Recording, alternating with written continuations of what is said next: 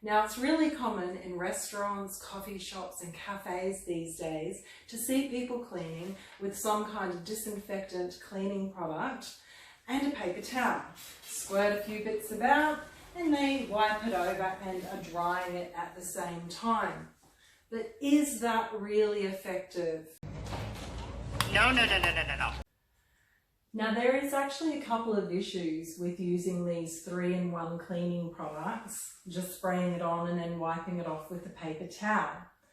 Number one, if you actually read the label on the product, it's actually meant to sit on the surface damp for a period of time in order to do its business of sanitizing.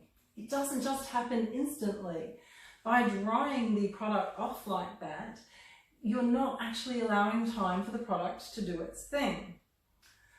Number two, even though it's called a 3-in-1 product, like this particular product here, it can clean, it can sanitize, and it deodorizes in the one product, but it doesn't do it at the same time.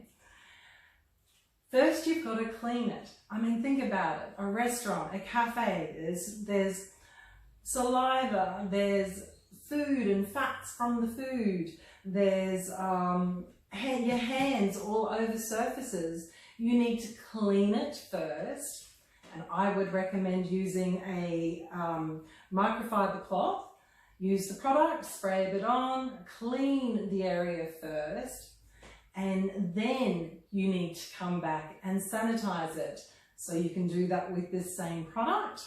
Once the surface is clean, you can spray that sanitizer product back on it, and I would just wipe it around with a cloth like this, because this is got quite a good moisture content to it, and wipe it around. Let it sit on the surface for the required time of the product that you're using, and then you can say that this table has been cleaned and sanitized. So folks, let's think about how we're doing things, improve how we're doing things, and move forward.